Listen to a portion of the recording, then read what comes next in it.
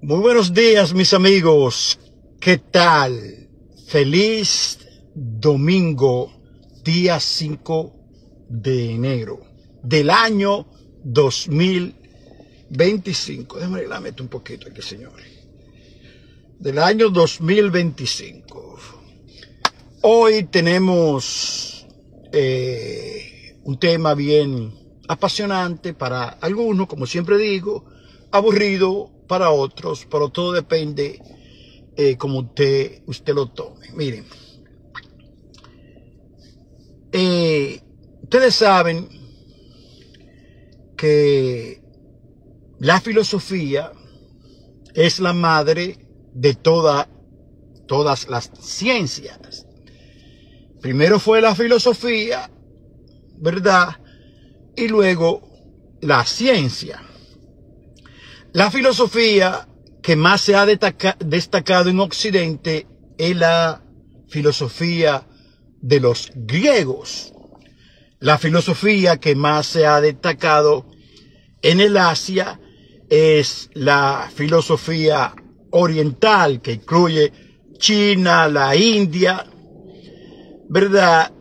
Y parte también de una filosofía un poquito más depurada, que es también en lo que se llama Persia. En esa área hay, ¿verdad?, de los persas, porque los persas también tenían su filosofía, ¿entiendes? Se supone que, por ejemplo, la primera civilización se supone que es la Sumeria, pero así como se data como una de las primeras civilizaciones, la Sumeria, ¿verdad?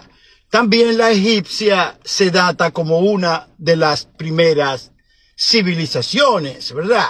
Incluyendo la civilización oriental en la China y la India. O sea que prácticamente datar cuál fue primero, tú sabes, es un poquito complicado, porque se sabe que en libros de historia y de todo ese tipo, y la antropología y la paleontología y todo ese tipo de estudios, ¿verdad? Tiene problemas porque en algunas cosas se usa el carbono 14 para datar objetos y para datar cosas, pero el carbono 14 tiene sus errores, lo que indica que puede tener diferencia entre 100 y 200 años, cuando la cosa, según más antigua es, más problema hay para poder datarla con exactitud. Entonces, antes de los filósofos socráticos, existían los filósofos presocráticos, que fueron los que empezaron, ¿verdad?, que eran Anaximandro, Pitágoras y todo ese tipo de cosas, de filósofos que se supone que hay escritura, trabajos de lo que ellos hacían. Pero yo siempre insisto, porque he hecho mi tarea, que cuando los filósofos griegos pudieron conectarse de lo filosófico, de la imaginación, de la especulación, a cosas más concretas con la realidad, fue cuando esos filósofos se encontraron con la filosofía ya oriental, africana, ¿verdad?, y persa, en todo eso. Gracias a que, ¿verdad?, las invasiones persas trajeron consigo a los griegos mucha influencia. Y después, cuando Alejandro Magno pues fue a lo que es la Anatolia, Turquía, eso ahí, la Anatolia, a Egipto, y parte acercándose a la Persia, llegando hasta el Medio Oriente, todo eso, ¿verdad? ¿Qué sucede? Que dentro de la filosofía, el asunto de lo presocrático, no había influencia de algunos dioses, sino más bien las leyes naturales. Ellos se basaban en las leyes naturales, pero luego llegaron los socráticos, ¿verdad? Con su asunto del motor inamovible que lo mueve todo, pero no puede ser movido. Y sobre todo eso influyó en la religión. Y muchos padres de la religión, sea judeo-cristiana, ¿verdad? De las abrahámicas, fueron influenciados por la filosofía, porque realmente cuando las invasiones persas, griegas, todo ese tipo de invasiones, todo eso, y el asunto de los sumerios, de los acadios, los babilonios, todo eso era un constante flujo de conocimiento. ¿Me entiendes? Entonces, cuando los filósofos en Grecia, no en el país que se llama Grecia, sino por ejemplo, los helénicos no formaban parte de la Grecia continental, para decirlo así, ¿verdad? Sino que eran islas adyacentes, ¿verdad? Que le fueron dando ya después forma a un país que hoy se llama Grecia. Por ejemplo, aquí vamos a enseñar un poco de lo que es la Grecia, ¿verdad? Déjame ver, porque a veces yo estoy señalando algo y me equivoco. A verlo bien. Ok. Aquí está lo que podemos llamar que es la Grecia, pero todas esas islas por ahí luego formaban parte, el Peloponeso y todo eso. Y ahí está Turquía, y luego por ahí está, esto es el mar Mediterráneo, todo eso. Y luego ya ustedes saben que había una conexión entre África, Eurasia, afroasiático, todo eso, ¿verdad? Había una conexión todo el tiempo. Entonces, mientras los filósofos griegos estaban pensando en vamos a decirlo así, en cosas superficiales, ya la ciencia en esa área de África, en Egipto, y otra área de la Babilonia, lo que es Babilonia, ya la medicina como tal ya se estaba desarrollando. Y una muestra de eso es los antiguos egipcios, los negros antiguos egipcios. Entonces, ¿qué sucede? Que como eso todo influyó en la religión, y al pasar del tiempo las religiones se constituyeron en instituciones sólidas de poder, y ha habido tanta discrepancia en cuanto a las creencias, ¿verdad? Y han habido separaciones y todo eso. Pero como pasan los siglos, las religiones, algunas de ellas o algunos religiosos, han decidido mezclar la ciencia con la fe. Y hoy tenemos un movimiento que ha empezado ya unas cuantas décadas atrás, que se llama fe razonable. Y de esa fe razonable lo que indica es fe en un creador, fe en un Dios, pero también en parte de la evolución. O sea, que han mezclado el Dios creador con el proceso evolutivo. Por eso se llama fe con razón, o fe racional, fe con razón, ¿verdad? Entonces, ¿qué sucede? Yo estaba viendo un libro que se llama El Adán Histórico, que lo escribió William Lane Craig. Yo no he leído el libro, pero estaba viendo aquí en la internet algunas referencias sobre todo eso. Entonces, de todo eso, de la combinación de lo religioso, de lo teológico, con lo científico, han surgido nuevas figuras. Ahí está, le mencioné al William Lane Craig, que escribió el libro, ¿verdad? El Adán Histórico. Entonces, han surgido unos jóvenes, y entre ellos hay uno en particular que se llama Rigoberto Hidalgo, que fue a debatir al programa El Recetario con el doctor Guerrero Heredia. Entonces, lo que me parece interesante de eso que ellos llamaron el debate del siglo, ¿entiende? Como dije en un video anterior, el doctor Heredia en su programa le abre las puertas a todo tipo de debate porque su programa es de ciencia, filosofía y religión. El Recetario con el doctor Guerrero Heredia, ¿verdad? Él le abre las puertas porque él quiere que los jóvenes lean, que los jóvenes investiguen, pero el doctor en sí es, aparentemente, según él se expresa, él es ateo. Al igual que Eladio Hernández, que es psicólogo, que por cierto los dos del ámbito de los religiosos reciben muchas críticas. Eladio Hernández y el doctor Guerrero Heredia reciben mucha crítica, ¿verdad? Y más aún después que el Latino Barómetro ha dicho que en República Dominicana, como le dije en un video, un país supuestamente conservador, el asunto de la gente que no se identifica con ninguna religión ha ido en creciendo. Entonces ellos reciben mucho ataque, hasta tal punto que al doctor Guerrero Heredia lo quieren desacreditar con que en verdad él no es graduado de la Universidad de Yale en Connecticut.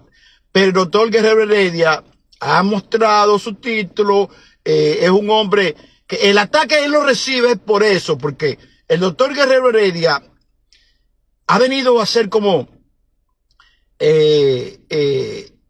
claro, un poquito más avanzado que lo que era el doctor Zaghloul, Antonio Zaghloul, el de Mis 500 Locos, ese libro, ¿verdad? Que yo leí, ¿verdad? Ya tú sabes. Y de Máximo Veras Goico, hermano de Freddy Vera Goico, que tenía un programa que se llama El Psiquiatra en su Hogar, que hablaba, tú sabes. Y el doctor Guerrero lo han buscado en varias conferencias. El doctor Guerrero lo entrevistan en la televisión, en la radio, en mismo cosas de YouTube. Pero además de psiquiatra, el doctor Guerrero también es filósofo. Entonces tenemos a Eladio Hernández, que dice ser ateo, que confirmado, ¿verdad? Pero que estudió en la antigua Unión Soviética, allá, para eso creo que fue, no me acuerdo si en Bélgica, no es belga, es otro país, no me viene a la mente. Pero es de orientación filosófica, política, socialista, a lo que llaman comunista, ¿verdad? Comunista, que él mismo dice, esto no es un sistema político, es una filosofía que busca la igualdad para todos y la distribución de la riqueza. Asunto de Karl Marx. Entonces ellos reciben ataque y por eso, porque tienen una narrativa que no es religiosa. Entonces el doctor Guerrero, a ese joven Rigoberto Hidalgo, que es de Costa Rica, que están tratando de explicar la existencia de Dios en un cristianismo, en una fe razonable, utilizando conceptos de la ciencia, se basan en la física cuántica y en todo ese tipo de cosas, que los átomos y todo, inteligentemente combinan todo eso, porque es que las religiones a nivel mundial está siendo afectada por el asunto de la gente que no cree. Tú sabes, cada día más hay gente que no cree y en eso de las religiones, que tienen otra creencia filosófica, oriental, o otra cosa esotérica, espiritual, y a veces, qué sé yo, no sé, porque...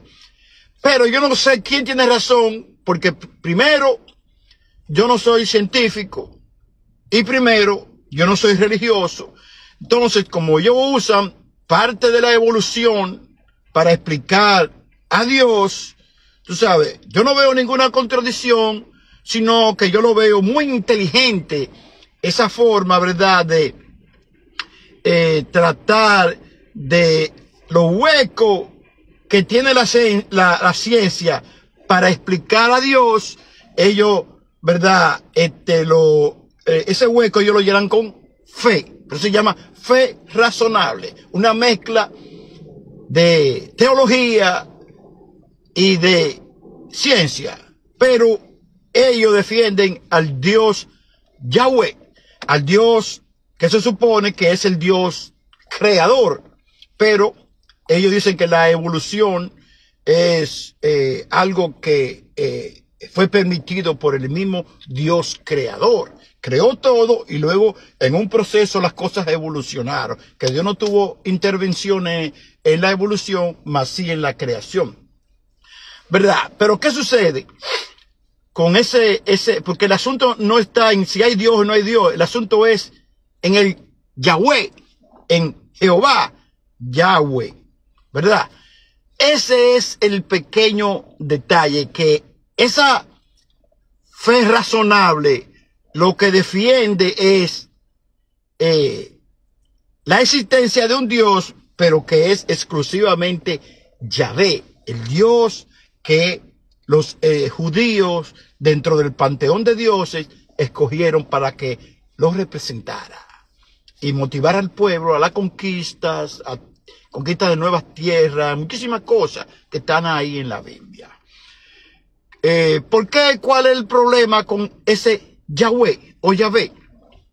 Porque hay dentro de la misma creencia de que se desprende de los judíos, están los gnósticos, que ellos afirman que ese Yahweh es un demiurgo, ¿verdad? Es un demiurgo menor, que lo que ha hecho es que ha atrapado el alma de los seres humanos para que no adquieran conocimiento que lo libere.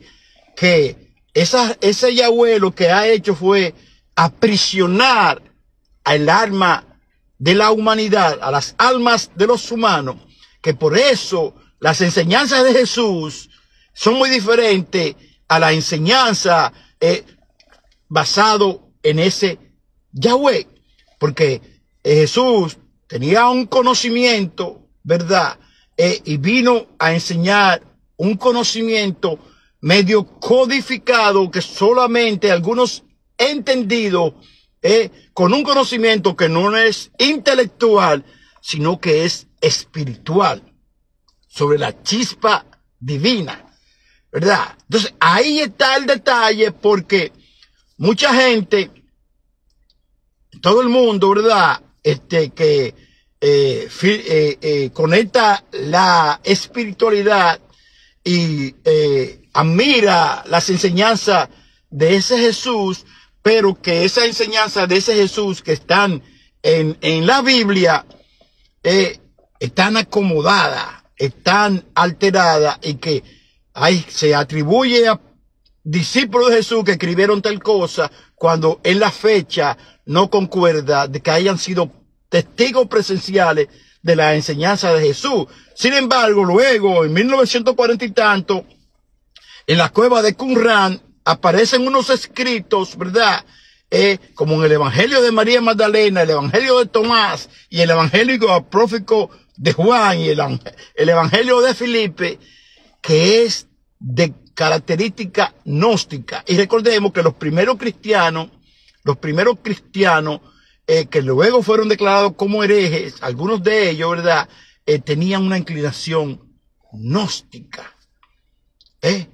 Y ahí está el detalle. Entonces, ¿cómo surge todo eso de esa fe razonable? Bueno, porque es que San Agustín de Hipona, como lo mencioné, un gran pensador de la iglesia primitiva, católica, que primero era maniqueísta, y que le expliqué, vean el video anterior, qué es lo que era el maniqueísmo, y me equivoqué en la fecha, dije que él nació en el 325, pero en esa fecha fue el concilio de Nicea.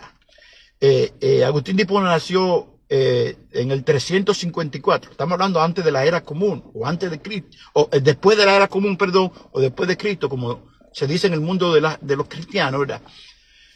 Entonces, San Agustín de Hipona, siendo maniqueísta, luego pasó al catolicismo, pero hubo un trayecto entre ese cambio, porque San Agustín o Agustín de Hipona era un hombre mujeriego, le gustaban mucho las mujeres. Entonces, ¿qué sucede? Que es su madre, a la que después la convirtieron la Iglesia Católica en santa.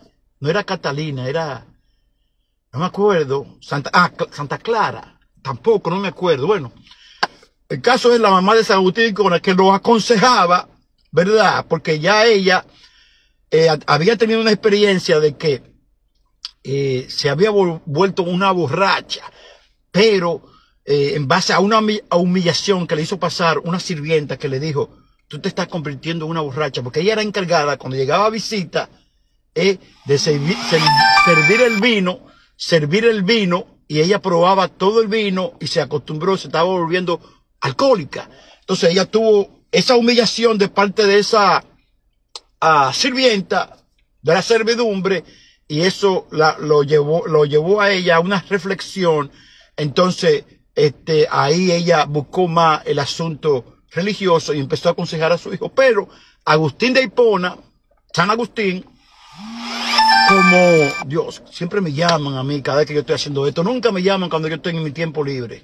Qué cosa, Entonces, a veces se le va el hilo a uno, tú sabes. Entonces, ¿qué sucede?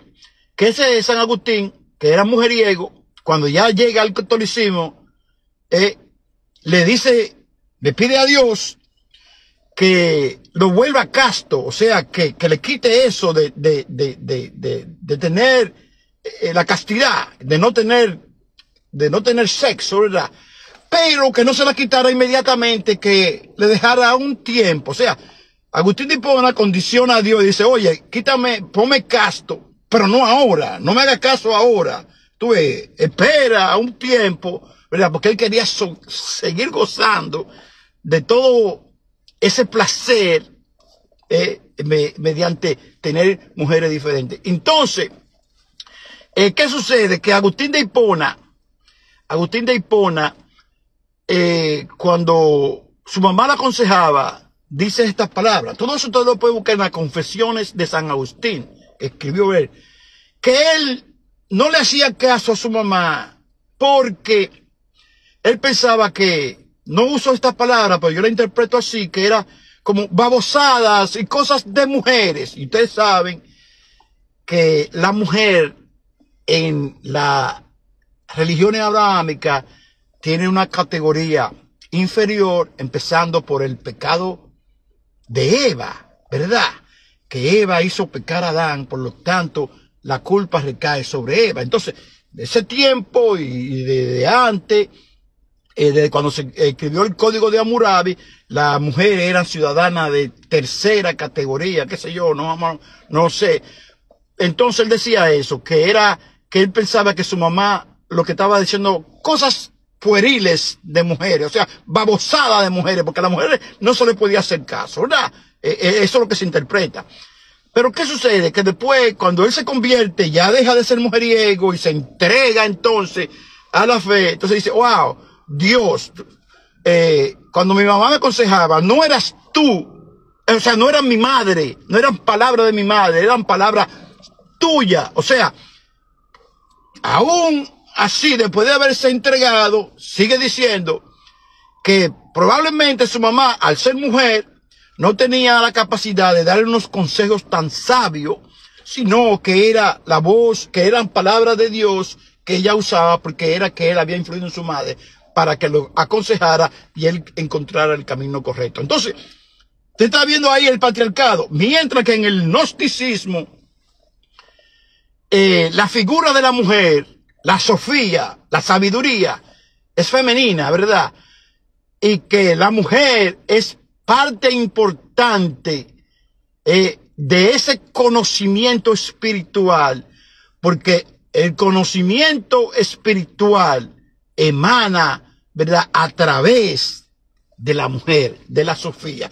Por eso, en los gnósticos, la figura de María Magdalena, que la iglesia tradicional la pone como una discípula de Jesús, y ya nada más, no le da ninguna categoría. Al contrario, no sé si el Papa Pío, que sé yo quién, dijo que esa María Magdalena era una ramera, o sea, confundiendo el asunto de Jesús cuando salvó a una mujer ramera o una mujer que era infiel, la salvó de que la apedrearan, porque tú sabes que parte de las leyes de los judíos provenía del código de Hammurabi, de ojo por ojo y diente por diente. Y a la mujer, cuando la mujer hacía algo que violaran esa ley, era severamente más castigada que un hombre por su condición de mujer. Entonces,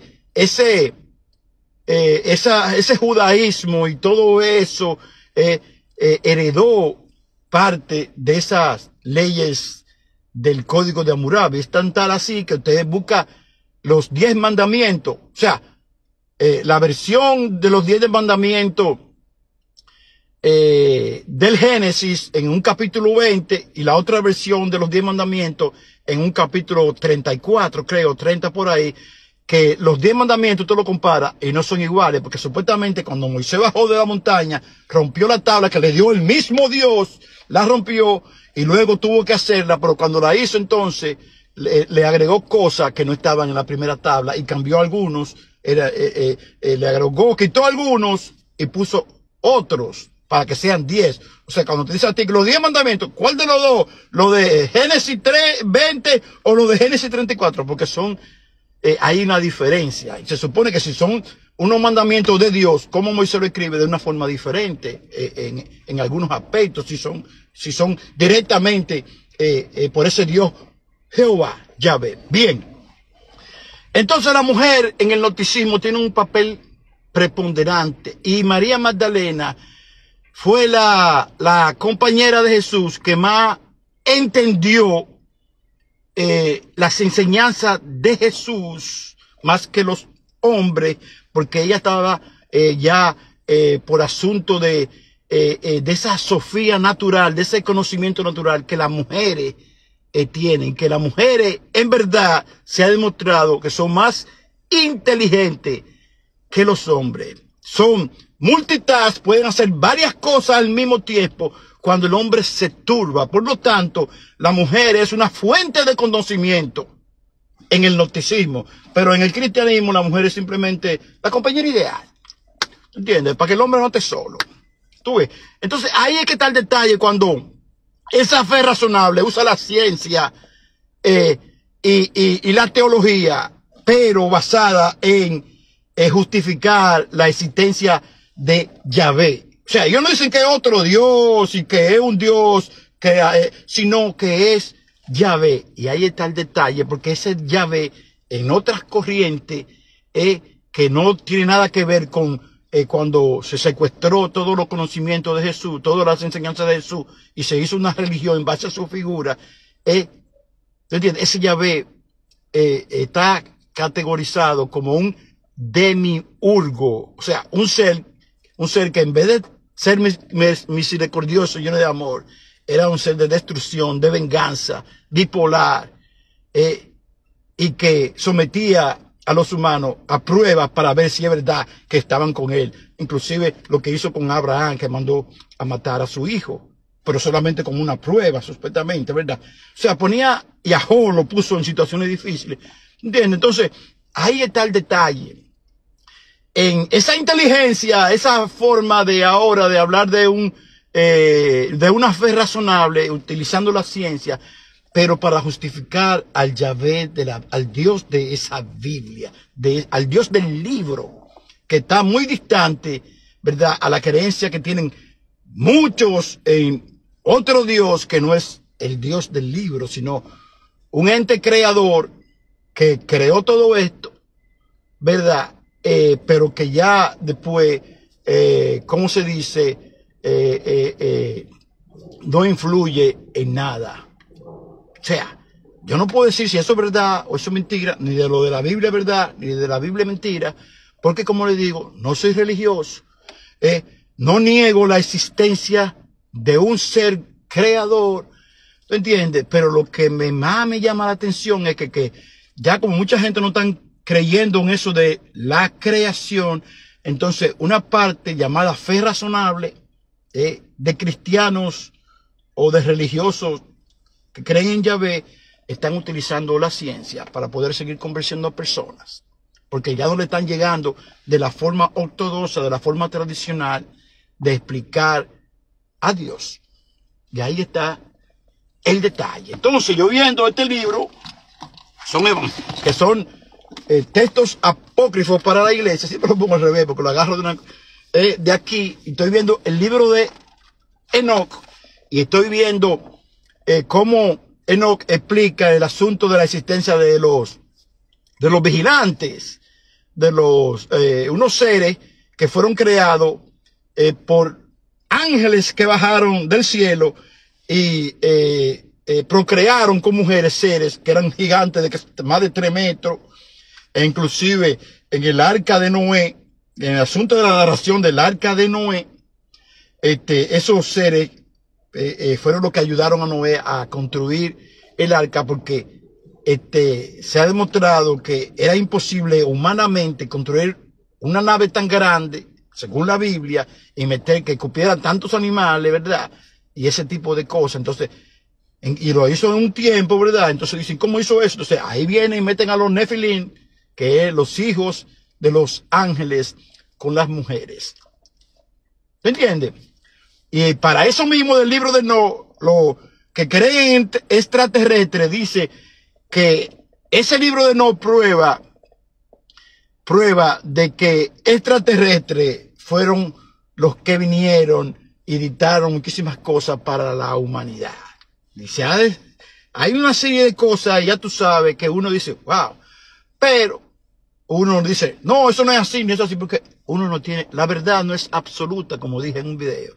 Entonces uno lee esto, lee lo otro, y dice, wow, pero qué maravilla, wow, qué cosa, pero cada cual cree lo que quiere, porque a veces los seres humanos lo que nos reconforta, lo que nos hace bien, es lo que decidimos creer, aunque tengamos duda de que sea la verdad. Entonces, San Agustín de Hipona, los filósofos griegos y todo han influido en que ahora dentro de la religión del cristianismo moderno exista una estructura que predica una fe razonable basado en la teología y en la ciencia. Usted analice. Bye bye, Jaime Soto, estuvo con ustedes. Cuídense mucho.